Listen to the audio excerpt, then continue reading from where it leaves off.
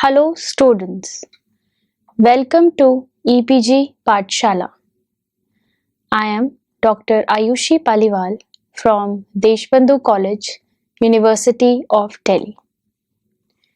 Today we are going to discuss about the module Conducting Polymers and Introduction from the paper Functional Materials. So students, main points which will be covered in this module are: first, the theory of conducting conjugated polymers will be discussed. Second, how are polymers made conducting? Third, a few examples of common conducting polymeric materials. Fourth, the common devices which are made using conducting polymers and their bases of operation and challenges. So students, let us start with a brief introduction about this module. Conducting polymers are very important class of materials which have been termed the backbone of a rather contemporary area, and they are termed as organic electronics.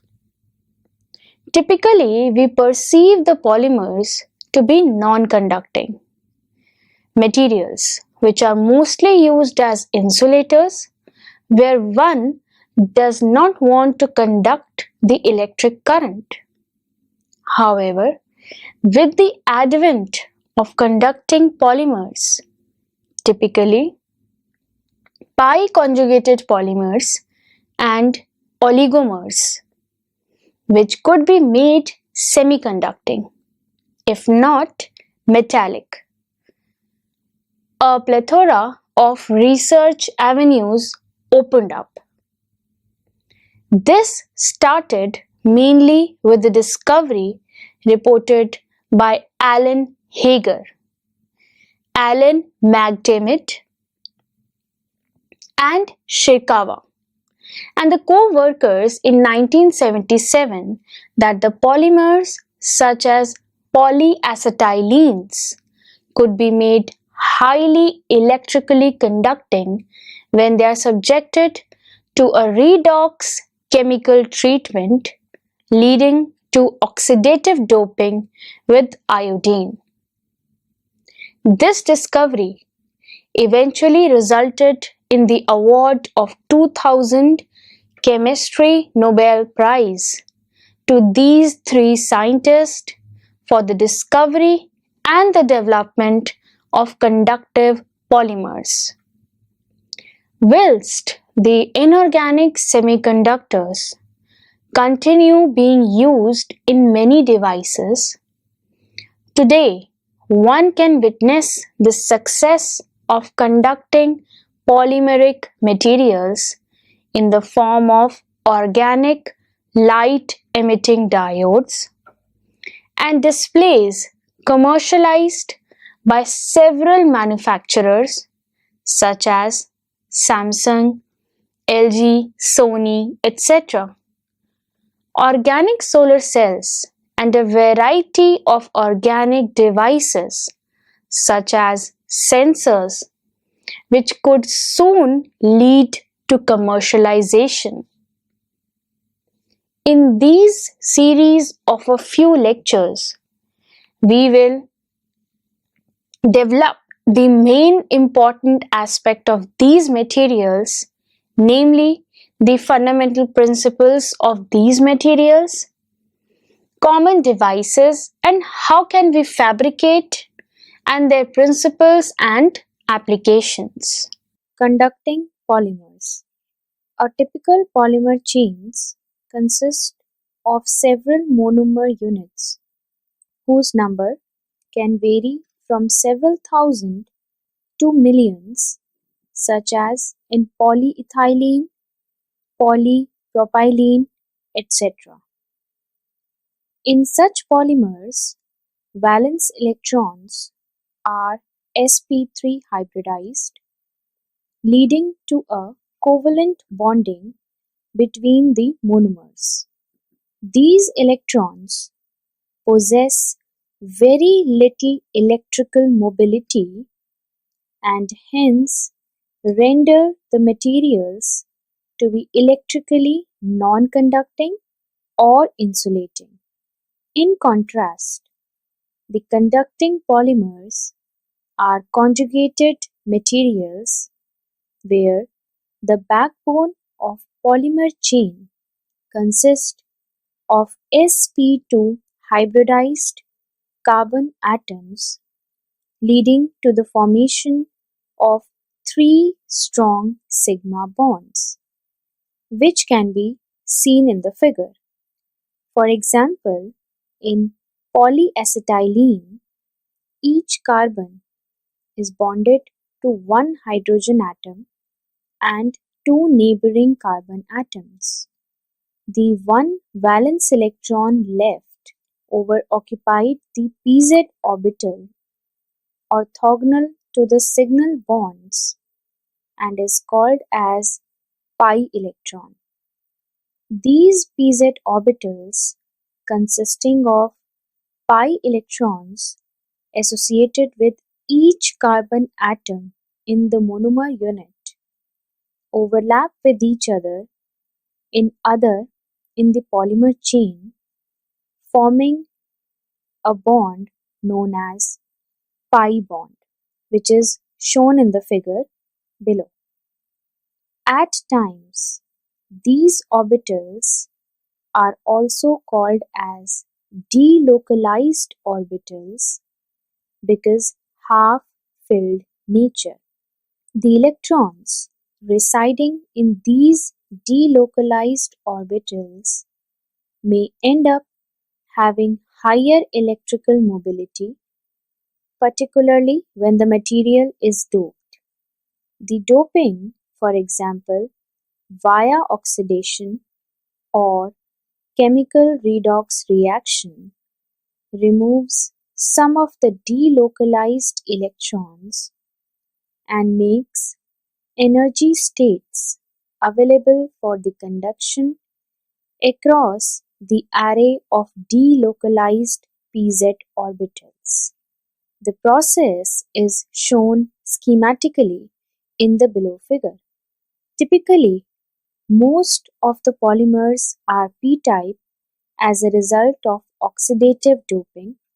The process is quite similar to what is seen in inorganic semiconductors, example silicon, which is doped with impurities like phosphorus or boron to impart the n-type or p-type semiconducting behavior. Now students, the materials which we are going to discuss in this module are most of those polymers are the ones whose main polymer backbone or chain consists of aromatic cycles or are double bonded.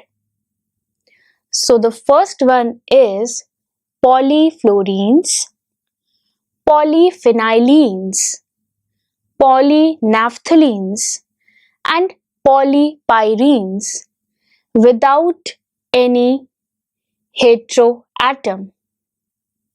Second, polypyrols, polycarbazoles and polyindols, polyazepines and polyanilenes having or containing the nitrogen. Third is polythiophenes and poly,3,4-ethylene dioxythiophene, or we say it as PE dot, which contains sulfur. Now these are the few materials whose schematic is shown in the figure, which is depicting their chemical structure.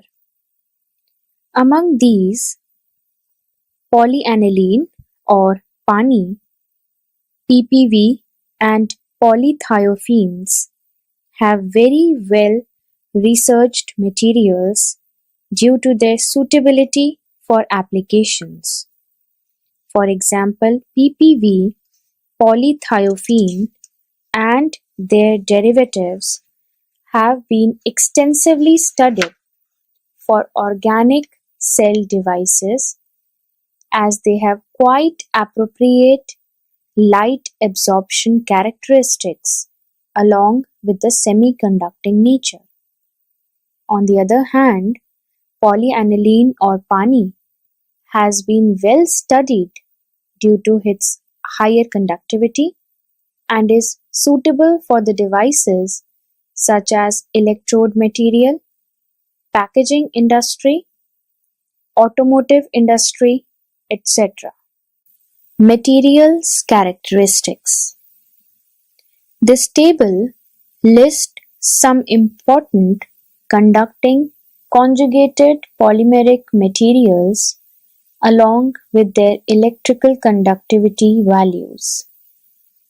As the list suggests that dopants have huge potential to tailor the conductivity of these polymers, which can be as high as 10 to the power 5 to 10 to the power 6 ohm inverse centimeter inverse. In the above sections or the following sections, we will discuss some of these polymers from the perspective of their chemical characteristics as well as their synthesis methods and the challenges associated with them. Few examples of these common materials will be discussed in this module. Now, let us discuss the conduction mechanism or the mechanism behind the conduction of these conductive polymers. In a typical crystalline, semiconducting and insulating materials, the periodic arrangement of atoms and atomic interactions leads to the formation of an electronic band structure. This band structure consists of many energy levels, which basically shows two distinct regions. First is the region of filled state called as valence band, and second is the region of unfilled states called as conduction band. These two regions are separated by an energy gap known as forbidden energy gap. The magnitude of energy band gap, or we can say EG, determines the nature of the material, whether it is semiconducting or whether it is insulator. Most conjugated conducting polymers are semi-crystalline in nature, and interactions between the polymer unit cells again leads to a similar kind of scenario, leading to the formation of a band structure with an energy gap. So by and large, most of the polymers shows the energy gap to be more than 1.5 electron volt, and hence they are poor semiconductors or insulators. As shown by Chang et al., similar to inorganic semiconductors, doping leads to a significant improvement in the conductivity of the polymers, such as in the case of polyacetylenes. While conventionally it was thought that the improvement in the conductivity of the polymers upon the doping due to the formation of partially filled states in the energy bands in a similar fashion as it happens in the inorganic semiconductor. The findings of large conductivity in polymeric materials such as polyacetylenes and polypyrols challenged this hypothesis. It was suggested that it was not unpaired electrons which causes the conductivity, but rather it was caused by the charge carriers which were spinless. The charge carriers in these polymers are not free electrons or holes, as is the case with inorganic semiconductor. Rather, these are quasi-particles such as solitons, polarons, and bipolarons whose movement along the chains makes the polymeric materials conducting, and the formation of these quasi-particles is energetically possible process. Conduction. In the chains of organic polymers, it may be energetically favorable to localize the charge around the chain, which is associated with a local distortion of the lattice. The process which causes the presence of local electronic states in the energy gap of the polymer due to local upward and downward shift of the valence and conduction band analogues, which is called as HOMO, means highest occupied molecular orbital, and LUMO means lowest unoccupied molecular orbital, respectively, which is clear from the figure below. Oxidation of the polymer chain may end up removing an electron from the chain, resulting in the reduction in the ionization energy, say by an amount delta E. In this chain, the energy is larger than the energy that is required for local distortion of the lattice, that is E distortion, then the formation of a localized charge is a favorable process in comparison to the band processes. This process is also associated with a strong coupling between the lattice and the electrons. The difference between the two energies, that is delta E minus E distortion, is a measure of the binding energy of the polaron. The calculated polaron binding energies for various conjugated polymers are in the range 0.03 electron volt to 0.12 electron volt for the materials such as polyacetylenes, polyparaphenylene, and polypyrols. Upon polaron formation, the valence band remains full while conduction band is empty with no metallic character.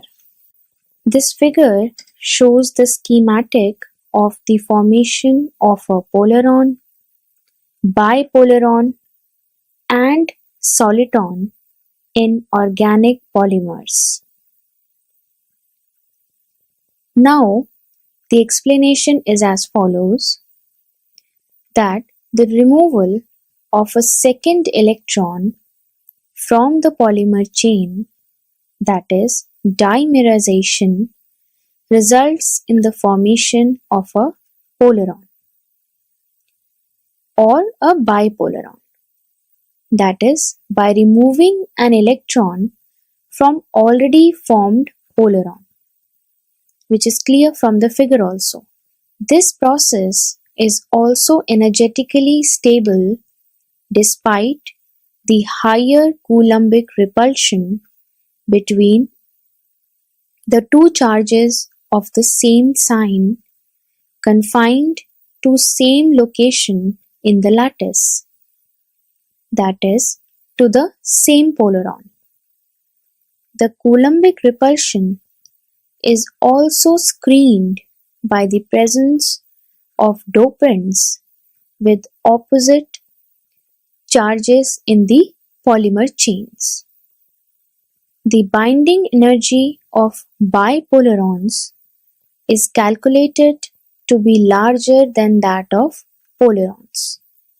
In polymeric materials such as trans-polyacetylene, which have degenerate ground state, the bipolarons can further lower their energy by dissociating into two spinless solitons forming at the mid-gap location.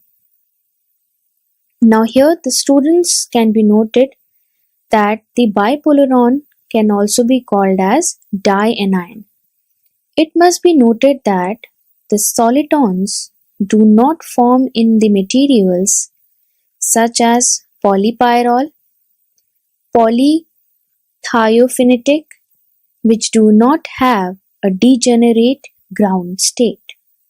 Doping. So students, here we will be discussing about the chemical doping.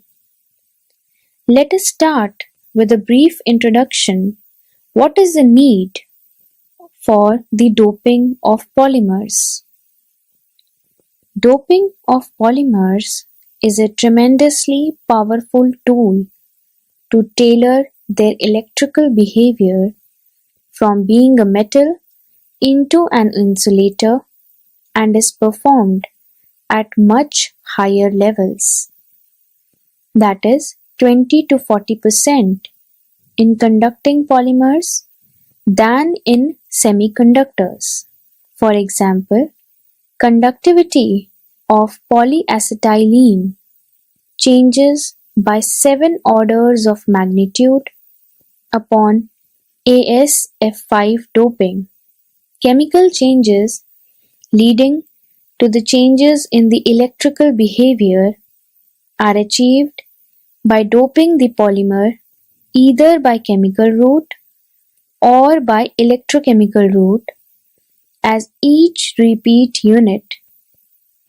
That is, in a polymer, mer is a potential site for redox reaction or chemical reaction. When the polymer is doped with the ions of difference valence, it leads to the change in the electrochemical potential or the Fermi level of the polymer, either via a redox type reaction or an acid-base like reaction, whilst the electrical neutrality is achieved by counterions. The Fermi level moves in such a direction where there is higher density of electronic states.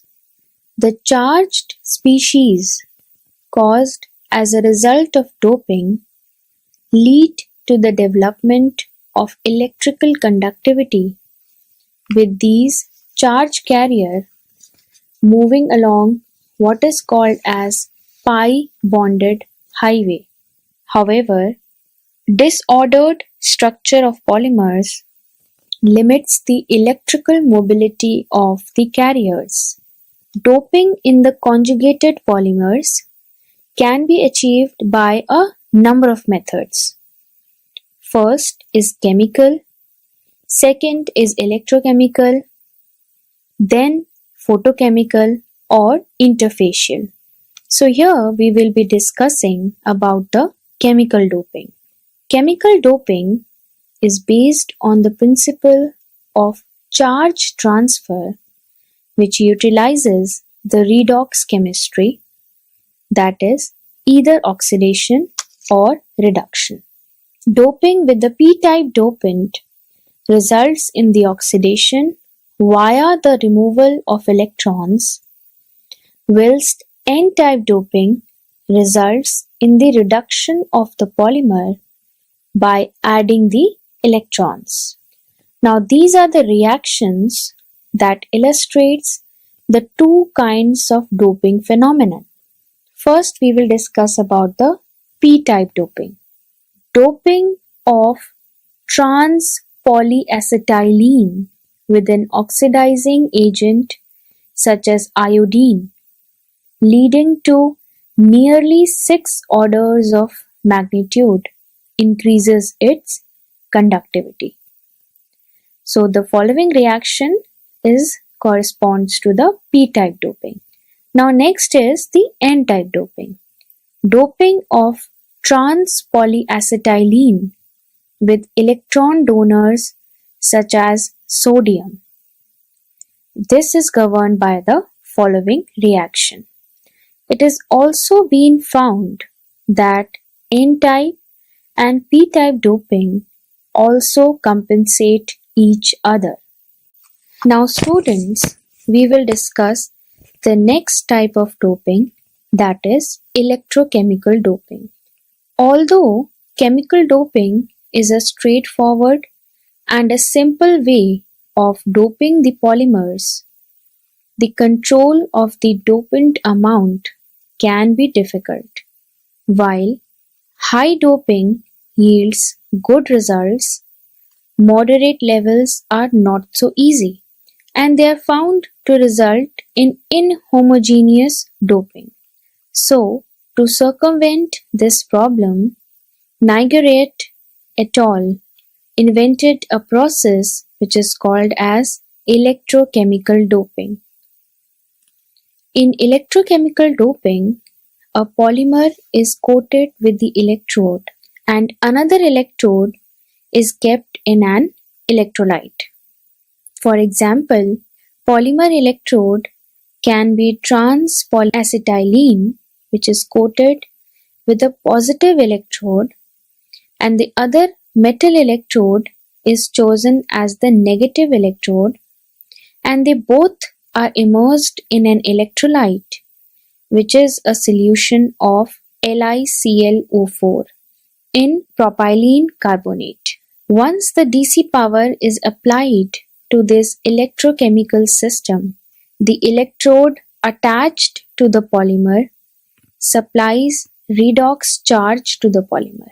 At the same time, electrolyte serves as a medium for the transport of ions either in or out of the polymer to compensate the charge on the polymer. The extent of the reaction and hence doping levels are determined by the DC voltage applied between the electrodes, and hence it can be controlled quite easily.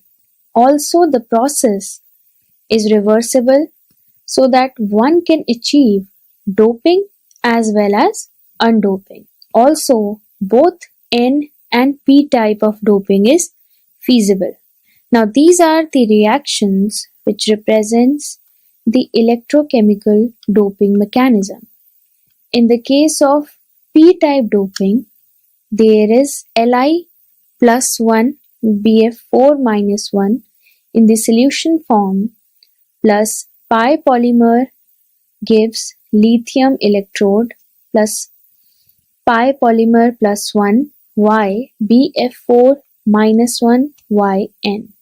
And in the case of N-type doping, lithium electrode is added to the plus polymer, that is pi polymer N, gives us Li plus 1 Bf4 minus 1 in the solution plus Li plus 1 Y pi polymer -1 yn. Now we will discuss the various other doping methods. First doping method which we will be discussing is photodoping. If a polymer is irradiated with a light beam having energy higher than the band gap of the polymer, it can create the electron hole pair and consequently it creates the free carriers. So one can also view this process as the polymer undergoing local oxidation and reduction due to the absorption of the photon. So we can view this by the example using trans polyacetylene, which when irradiated gives the two oxidation or the oxidation and the reduction states of the polymer. So, however, once the radiation is stopped, the process of the carrier creation may cease, although the application of an electrical potential during light irradiation can lead to high conductivity. Also, photodoping, there is no role of counter ions and the change of the conductivity is not permanent.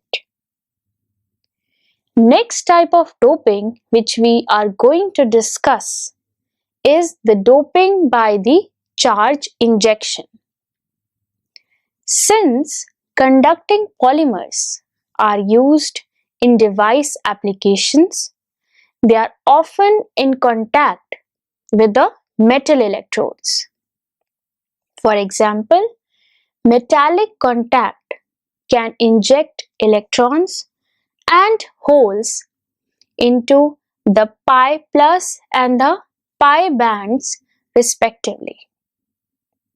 The hole injection into the pi band can be represented by the reaction, where in this case, while the polymer appears to be doped, there are no counter ions participated in the doping process.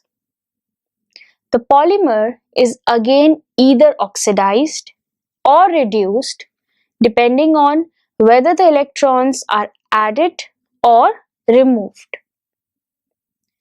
Next type of doping method is the non-redox doping. While redox doping causes a change in the number of carriers in the polymer backbone, the non-redox doping causes only a change in the energy levels without changing the carrier density. Polyaniline is a model system for such kind of studies. Polyaniline, upon reaction with protonic acids such as HCl, gets protonically doped by H plus ions, which leads to a change in the geometrical bond lengths. This leads to redistribution of charges as well as the spin and results in the creation of half-filled bands, resulting a state with higher conductivity close to that of metals. So, there is a change in the structure due to proton-induced spin unpairing, but there is no change in the number of electrons. So students, let us summarize what we have learned in this module. First, conducting polymers have emerged as a class of materials which generated substantial excitement due to some of their extraordinary properties and potential for various applications, in particular electronic devices such as displays, solar cells, and sensors. Second, the semiconductivity in polymers can be created by doping these polymers in a similar fashion as in the inorganic materials, but with different approaches. The next conclusion is the pi conjugated structure of polymer chains allows the creation of polarons, the charged species, which allows the hopping between the Mohr units, giving rise to conductivity. The conductivity can be tuned by the orders of magnitude depending on the material and dopants, as well as the method of doping, allowing one to tailor the material with greater ease. Thank you.